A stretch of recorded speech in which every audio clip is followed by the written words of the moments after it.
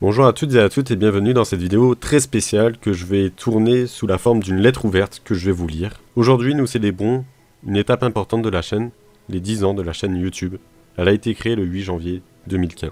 J'espère vous sortir cette vidéo à cette date d'anniversaire. C'est une belle occasion pour revenir sur différents points, revenir sur les moments marquants de cette aventure, partager des anecdotes personnelles, les hauts comme les bas, et tout ce que j'ai appris en chemin. Répondre à des questions que vous pourriez vous poser, et si vous en avez, n'hésitez pas à les laisser dans l'espace commentaire. J'y réponds, je vous lis. Et surtout, vous remercier, vous, ma communauté, sans qui rien de tout cela n'aurait été possible.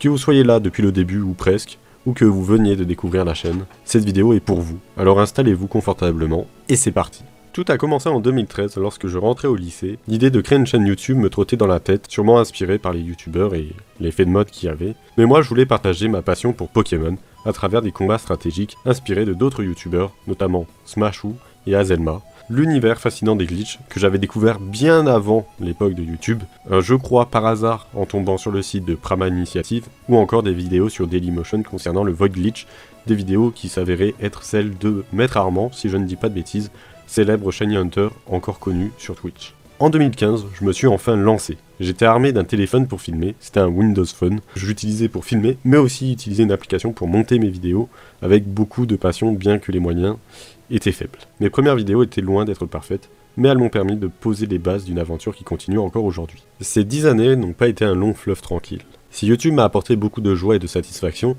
il y a eu aussi des moments difficiles. Les défis scolaires et l'université. Créer du contenu en parallèle de mes études n'a pas été facile. J'ai connu un redoublement en première, passant d'une filière S à STMG, une réorientation qui m'a été difficile mais nécessaire. J'ai ensuite passé un DUT, où la charge de travail était, je trouve, intense, et il était compliqué de trouver du temps pour faire des vidéos, sachant que j'ai aussi redoublé une année à 0,5 points près. Et puis, vous le savez, il y a eu aussi la pandémie de Covid-19. Elle a aussi été un moment complexe. Malgré le temps libre, mon moral était au plus bas. J'ai eu du mal à trouver de l'énergie pour créer du contenu. Mais paradoxalement, c'est aussi grâce au Covid-19 que je pense avoir eu mon diplôme. Même si dans ma tête, il y a toujours eu cette impression de année universitaire inachevée, parce qu'on n'a jamais eu de remise de diplôme vu qu'il y avait le Covid-19. Bref, c'était une petite aparté personnelle. Ensuite, il y a eu le passage à la vie professionnelle.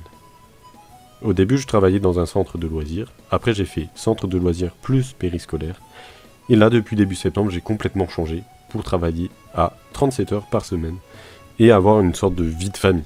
Ces responsabilités m'ont poussé à réévaluer mes priorités. YouTube n'est donc plus ma priorité principale, mais cela reste une partie importante de ma vie.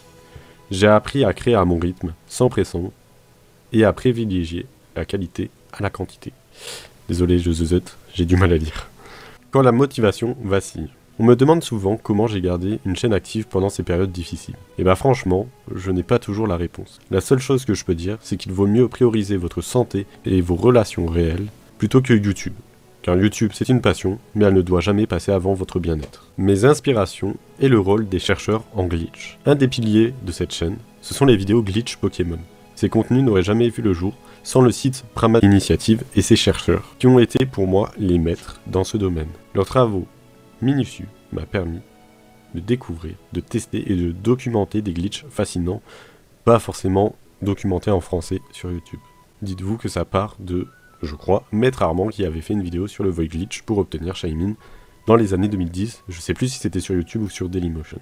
Et concernant mes glitches préférés, j'ai été heureux d'assister à la découverte du glitch de l'obtention d'Arceus, un de mes glitches favoris parce que pendant longtemps on pensait que Arceus ne serait pas accessible par glitch, preuve que tout évolue. Mais j'aimerais aussi également explorer, toujours en 4ème génération, un sujet plus complexe à l'avenir, comme l'ACE, l'Arbitrary Code Execution. En gros, ça vous permet de manipuler la mémoire du jeu, si je ne dis pas de bêtises, et de générer en gros tout ce que vous voulez, donc notamment des Pokémon et des objets.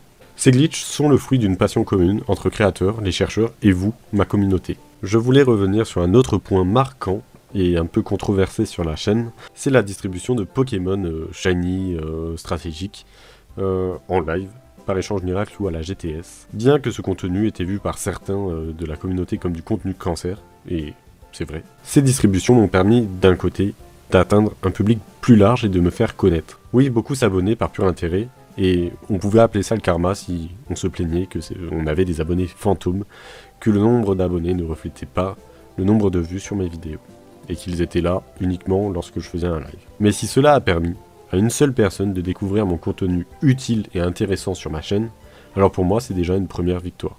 Ensuite, un autre type de contenu que j'ai fait sur ma chaîne et que j'ai arrêté, ce sont les AMV, Anime Musique Vidéo. Comme celle qui a dépassé les 200 000 vues en moins de 2 ans je crois, et qui est actuellement pour le moment la vidéo la plus vue de ma chaîne. Malheureusement, entre droits d'auteur et les vidéos bloquées, parce que forcément on utilise l'anime ou des musiques, j'ai dû arrêter ce type de contenu, et cela a même failli faire supprimer ma chaîne YouTube. J'ai aussi connu des moments plus difficiles, comme la suppression temporaire de ma chaîne YouTube, le temps je crois d'une semaine, je sais plus à l'époque, c'était vers 2016-2017 peut-être.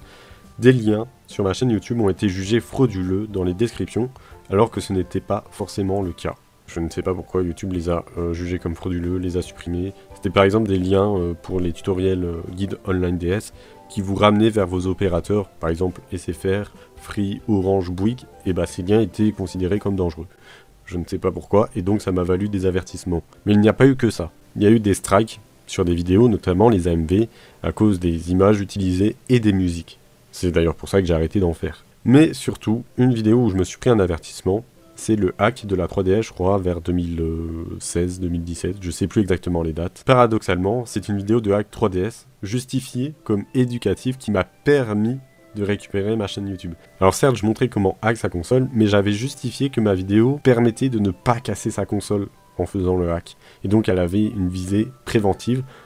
J'ai eu de la chance parce que c'est passé auprès de YouTube, et c'est grâce à ça que finalement, ils m'ont enlevé les avertissements pour tomber à 2.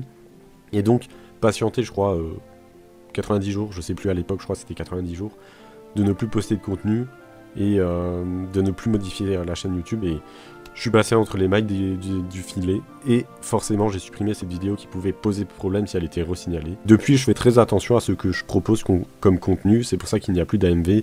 C'est pour ça que si je fais des tutoriels avec des liens, pour pas prendre de risque, je vous renvoie sur des Google Documents.